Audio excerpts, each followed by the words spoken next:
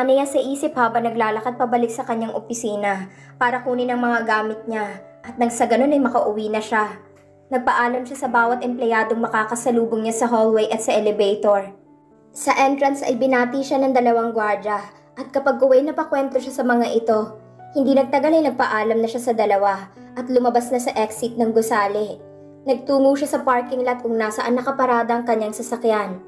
Wala pa man siya sa kotse niya ay may magaring sasakyan nang huminto sa harap niya. Mula sa driver's seat ay bumaba ang isang lalaki na nakasuot ng gray hoodie at maong na pantalon. Kunot noon niyang sinundan ng tingin ng lalaki at kinabahan nang makitang patungo ito sa kinaroroonan niya. Ibubukas sana niya ang kanyang bibig nang yumakap ito sa kanya. Nanlamig ang buo niyang katawan nang dumako ang mukha nito sa tenga niya. Tell your dear brother not to ignore my threat. Pagkatapos niyon ay nahinto ang kanyang paghinga nang may matalim na bagay na tumusok sa kanyang tagiliran. It was cold and painful. It pierced through the layers of her skin until it reached deeper. The man is trying to go deeper, but she couldn't handle the pain anymore and her knees gave out. Napasinghap si Arlena nang hugutin itong patalim at muling isinaksak malapit sa parte kung saan ang nauna. Umawang ang kanyang labi at tumulo ang kanyang mga luha. Ang lalaki inalalayan siya sa pahiga. Lumuhod ito sa harap niya at hinaplos ang kanyang pisngi. Hindi na niya maaninag ang lalaki, pero kita niyang nakakatakot na ngiti sa labi nito. I avoided the vital spot, but I won't miss it next time. Anito bago siya iwan. My babies. Aniya bago pa magdilim ang kanyang paningin at mawala ng malay. Malalim ang isip ni Brent sa buong biyahe nila patungong airport. 1 o 2 beses, si Carson at Calvin ay sinusubukang kunin ang atensyon niya tungkol sa isang lingerie model na ayon kay Calvin ay pinaka-nice at hot na model sa Pilipinas. Gusto ni Calvin na makipag-date sa modelo at matikman ito kahit 1 beses lamang. At ayon naman kay Carson ay hindi magtatagumpay ang kapatid kahit paitayan itong buong laman ng bangko. At walang opinyon si Brent. Nasa sasakyan sila tinahabol ang kanilang UAE-bound flight. Pero ang kanyang isip ay nananatili pa rin sa meeting room kung saan naiwan niya si Arlena kasama ni Donna at ng team nito. Mukhang maayos naman ito. Hindi na umiiyak nang hilain siya ni Mrs. Romero palabas ng meeting room bago pa niya masigurong maayos nga ito. Pero ang kalungkutan at sakit sa mukha nito ay yumanig sa buo niyang pagkatao kahit ayaw man niyang aminin. Dude, saan ang isip mo? Kailangan kita dito para mamili ng side. Sinusubukang kunin ni Calvin ang kanyang atensyon at sinisiko pa siya ng bahagya sa braso. Do I or don't I stand a chance with Chloe? Matalim ang tingin pinukol niya kay Calvin. I don't give a shit about Chloe and her underwear. Meron pang mas magandang lingerie na nakatago sa kanyang closet. Kailangan niya pang ibalik yun sa nagmamay-ari. Hindi ngayon pagkatapos na nangyari sa kanila sa opisina ni Lucy. Hindi ka pa nakikinig sa akin? Model? Lingerie? Pinitik ni Calvin ang kamay sa harap ng kanyang muka. Sinisigurong hindi siya nawala sa realidad. Why am I not getting a reaction? I heard you the first time. Tinampal ni Brent ang kamay nito. Namamangha ang kanyang pinsan dahil sa walang gana niyang sagot. Kailan ka pa nagsawa sa mga lingerie model? Since I can't screw anyone anymore. Kibit-balikat na Aniya saka dumungaw sa labas ng bintana. Anyway, I don't care about Chloe. She's average. Average? Halatang hindi nagpapatalo sa argumento ang pinsan, kahit wala naman ang pumapansin rito. She's fucking 10. Ang ganda ng hubog ng katawan. So? Putol ni Brent sa pinsan, at hindi niya alam kung bakit pinapatulan pa niya ito. You used to love models. Sabat naman ni Carson, pero ang atensyon nito ay nasa hawak na cellphone. Palagi kang nag-uuwi ng 4 o 5 modelo sa bahay mo. Check your facts. The exact number is 7. Angil ni Brent saka nagbukas ng tubig upang inumin. Toche, sensei, tudyo ni Calvin. Anong nangyayari sa'yo? Bakit ba bad trip ka ngayong araw? Kamusta ang lakad sa therapist? Pag-iiba ni Carson ang usapan. Ayaw na sanang pag-usapan pa ni Brent iyon. Pero kapag kinimkim niya iyon ay tsak na mababaliw siya. Kaya naman ibinahagi niya na sa pinsan ang buong detalye na nangyari sa loob ng opisina ni Lucy. Hanggang sa pag-iyak ni Arlena sa sidewalk. Ang inaasahan niya ay sa sermonan siya ni Carson, bilang itong pinakamatino ang rason pagdating sa kanilang tatlo. Pero kakatuwang si Calvin ang nagsalita na labis niyang ikinagulat. Fuck, Brent! You can bear her heart to pieces and expect her to be okay. Sa tingin mo ba hindi ko alam? Aniya habang nilalaro ang water bottle sa kanyang kamay. Akala ko kapag ibinato ko sa kanya lahat ay magiging maayos na ako. Pero hindi. Bakit ba nararamdaman ko ito? Nahinto siya sa kahinaplos ang kanyang dibdib nang maramdaman ang pagkirot niyon. Kaya pala halos maiiyak na siya nang pumasok sa meeting room. Nakangising ani ni Carson. At ikaw naman, kaunti na lang iluluhod ka na sa harap niya. I am not. Tanggi niya at marahas na umiling. Pero ang katotohanan ay baka nga nagawa niya yon. Kung ang ibig sabihin ay tumahan ito sa pag-iyak. Ayaw niyang makita na nasasaktan ito. Galit man siya kay Arlena pero hindi niya nagugustuhan na makita itong umiiyak. Yes, you were. Paano mo to aayusin? Sabat ni Calvin. Nasisiguro kung hindi napapayag si Arlena na umattend pa ng isa pang session kasama ka. Sinabi niya na sa akin na hindi na siya sasama sa susunod. Masisisi mo ba siya? Tanong ni Carson. Siyempre hindi niya ito masisisi at naiintindihan niya kung ayaw niya na itong bumalik pa sa opisina ni Lucy. Kapag siya ang nasa katayuan nito ay baka hindi siya sumama umpisa pa lamang ng session. So, paano mo siya makukumbinsi sa pangalawang session? Hindi niya alam. Mabuti na lamang ay nakaligtas siya sa tanong nang makarating sila sa airport. Naglakad sila patungong private terminal nang makaramdam si Brent ng kaba. Hindi niya maipaliwanag pero may kung ano sa kanyang isip na gustong bumalik sa opisina. Sinasabi na may hindi magandang nangyari at kailangan ay naroon siya. Pero dahil importante ang business na pupuntahan niya sa ibang bansa, ay isinantabi niya muna ang kung ano man yun sa likod ng kanyang isip. Tatawagan na lamang niya si Kate upang kamustahin ang lagay ng kanyang kumpanya. So, anong gagawin mo sa relasyon niyo ni Arlena? Basag ni Carson sa katahimikan nang makasakay sila sa private jet at makaupo sa kani-kanilang upuan. Bumaling siya kay Calvin na ngayon ay nakikipaglandian sa flight attendant. Nung unay plano niyang gawing miserable ang buhay nito, katulad ng ginawa nito sa kanya nang iwan siya nito ng gabing yon. Pero ngayon na alam niyang nasasaktan niya ito, ay hindi na niya alam kung ano ang kanyang plano. I want to get her out of my system. Thank you for reaching out with us in person. Ani ng kanilang business partner na si Abdul Hasid, isa sa mayamang businessman sa Middle East at interesado na habaan pang transaksyon sa kanila. The pleasure is all mine. Tugon niya nang tanggapin ang nakalahad nitong kamay. Iginiya siya nito sa mesa kung nasaan naghihintay ang iba pa nitong kasama. Kasunod niya si Carson at Calvin na nakipagkamay sa mga ito. Naging mahaba ang meeting na yon at tumagal ng 2 oras. At dahil gabi na nang matapos ay hindi na nila natanggihan ng mga ito ng pag-aaya ng hapunan. Bagamat nakikinig siya sa kwentuhan ng mga ito, hindi niya maiwasang mapunta ang isip sa babaeng kanina pa bumabagabag sa kanyang isip. Hindi maalis sa isip at puso niya ay kabang nararamdaman. At kahit na gusto niyang buksan ang kanyang cellphone upang padalhan ito ng mensahe, ay malaking kabastusan yon sa mga kausap. Ni hindi rin niya nabasa o nasagot ang mga tawag na kanina pa nagpaparamdam sa cellphone niya. Magmula nang makalapag sila sa airport, ay nagsimulang mag-ingay ang kanyang cellphone at hindi na niya nagawang tingnan pa ang mga iyon dahil sa ayaw niyang masira ang business deal niya sa mga investors. Maging ang cellphone ni Calvin at Carson ay panay rin ng huni at maging ang mga ito hindi rin binibigyan yun ng pansin. So, do you guys have a wife and children? Tanong ng isa sa mga Arabo. Hindi niya matandaan kung anong pangalan. Si Carson ang sumagot. Bagamat natigilan sa tanong ay maginoong sinagot ang lalaki. Not yet. We aren't thinking of that just yet. I see.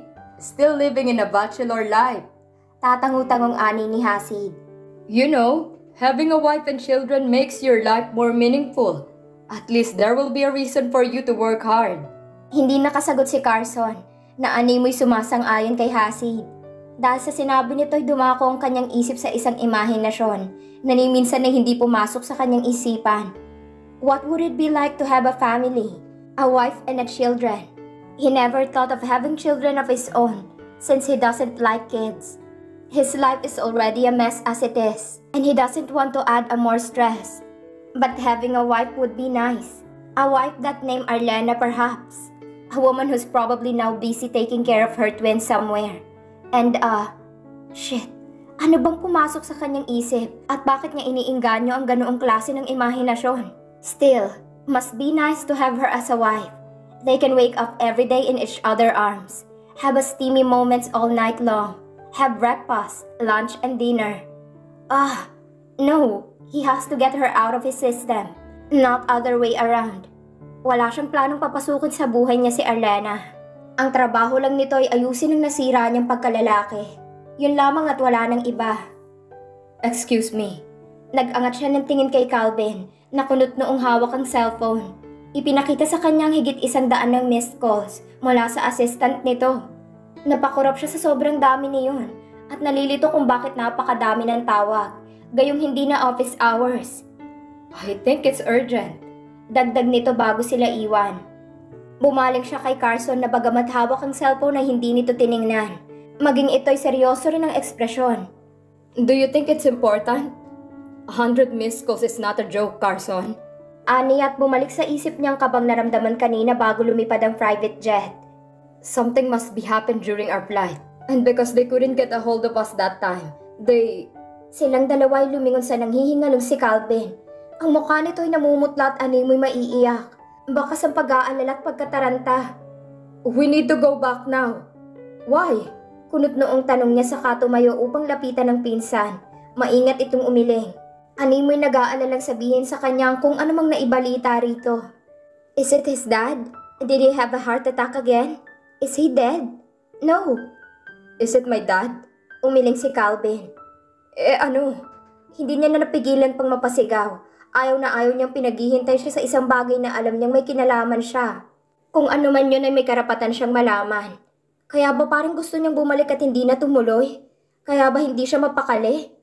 Kung hindi ang kanyang ama ay sino at ano? Sino pa bang pwede magbigay sa kanya ng takot at pangamba? Mula sa kanyang likuran ay dinig niya ang paghingi ng paumanhin ni Carson sa mga kasamang Arabo dahil sa kanyang biglaang pagsigaw. Naguhurumintado ang kanyang puso sa antisipasyon sa magiging sagot ni Calvin sa kanya. Pero ang sunod itong sinabing hindi niya inaasahan. It was Arlena.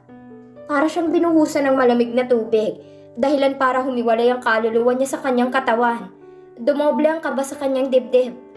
She was attacked in the parking lot. 2 stab wounds and she lost too much blood in the process. My assistant said the doctors are trying to save her life as we speak. Nahinto ang kanyang paghinga at nanghina ang kanyang tuhod, dahilan para mapaupo siya sa sahig. Mula sa kanyang tenga ay dinig niya ang pagpapaliwanag ni Carson sa mga Arabo, habang si Calvin naman ay inaalalayan siyang tumayo. Brent, we need to go back. Your head assistant booked us a flight, and we need to catch it. Pinilit niyang tumayo, kumuha ng lakas sa dalawa niyang pinsan na umaalalay sa kanya, habang tinatahak nila ang daan palabas ng restaurant. Hindi na niya nagawa pang makapagpaalam sa mga investors dahil nawawala na siya sa katinuan. Mula sa driveway ng restaurant ay pumara ang rented car nila. Ipinasok siya ni Carson sa backseat, habang si Calvin naman ay tumungo sa passenger seat at sinabi sa driver ang kanyang destinasyon. Mula doon ay hindi na niya alam ang sumunod na nangyari, maliban sa pagtulong ng kanyang mga luha at paghagulgol niya habang sinasambit ang pangalan ni Arlena, ay wala na siyang iba pang naririnig. Sinisisi niya ang sarili sa mga nangyayari, sa pagiging malamig niya kay Arlena, sa pagsigaw at sa mga paninisi niya rito. Lahat ay parang tren na sumasagasa sa kanyang puso at paulit-ulit yung pinipiga. Wala na siyang pakailam kung magmukha siyang mahina sa harap ng kanyang mga pinsan. Kung tuksuhin man siya ng mga ito at ipaamin ang tunay niyang nararamdaman kay Arlena, ay hindi na niya iyon itatanggi pa. He's stupid. So stupid for denying his true feelings for her. Just because he is so mad of her for leaving him that night, he lashed out on her. Those moments, every time they fought, every time he wants to prove he is the right, and she is in the wrong, he regretted it all. And now he realized he is afraid of losing her. Kung sa ilang beses na pag-quit ni Arlena sa trabaho ay nakakagawa pa siya ng paraan para mapabalik ito, ngayon ay hindi niya alam kung magagawa niya yun. Buhay na ni Arlena ang nakasalalay. At ang tanging magagawa na lamang niya ay kausapin ng Diyos at magmakaawa na iligtas ito. Oh God, he burst into tears once again. Please, save her. I'll make things right. I beg of you, save her. Hindi alam ni Brent kung ilang oras sila bago nakalapag sa Pilipinas. Wala siya sa sarili at panay lang ang pag-iyak niya sa tabi. Nagdarasal na mailigtas si Arlena. Kumpara kanina ay maayos na siya. Ngunit alam niya sa kanyang sarili na hindi mapapanatag ang kanyang puso kapag hindi niya nakitang maayos si Arlena. Mula sa labas ay naghihintay ang dalawa niyang assistant na si Mrs. Romero at Kate na namamaga ang mata. Marahil ay dahil sa pag-iyak. Hindi na naka-office attire ang mga ito. Ngunit nagpapasalamat siya dahil kahit na ganoon ay mas pinili ng mga ito na alalayan ang sitwasyon ni Arlena. Where is she? Kaagad na tanong niya kay Mrs. Romero. Nailipat siya sa mas malaking ospital. Sinong nagdesisyon? Her family, sir. Let's go. Aniya, pero hindi niya nakita ang pagsunod ng dalawa sa kanya. Kaya naman kunot noon niya itong nilingon. What? Angil niya. What's going on? Tanong niya nang hindi sumagot ang dalawa. Nagsimulang humikbi si Kate at tinakpan ng bibig upang hindi marinig ng tao sa paligid. Nang wala siyang makuhang sagot sa bago niyang assistant, ay bumaling siya kay Mrs. Romero. Sir, she's in critical condition. Balita ni Mrs. Romero. She was found in the parking lot way too late by a guard. Sa ambulansya, they revived her 2 times. Enough! Mariin niyang ipinikit ang mga mata at pilit na inaalis ang naimahing sitwasyon ni Arlena sa parking lot. Ang sabi ko kung saang ospital. I want to know where is she now? Nagtatagis ang bagang niyang saad. Sa Herrera's Medical Hospital. Shit! Mura ni Carson. Mabilis niyang tinahak ang kanyang sasakyan. Kinuha niya ang susi mula sa kanyang driver at ang security details niya ay sumakay naman sa kasunod na kotse. Hindi na niya hinintay pa ang pagsakay ni Carson at Calvin. Binuhay niya ang makina ng sasakyan at pinaharurot ang sasakyan patungo sa nasabing ospital. Alam niya kung gaano kasikat ang ospital na yon. Pagdating sa magagaling at ekspertong mga doktor, ay isa lamang ang pumasok sa kanyang isip. Nasa panganib ang buhay ni Arlena at hindi niya alam kung anong sitwasyon nito ngayon. Muli siyang nagdasal sa Diyos at inaalay ang kanyang buhay.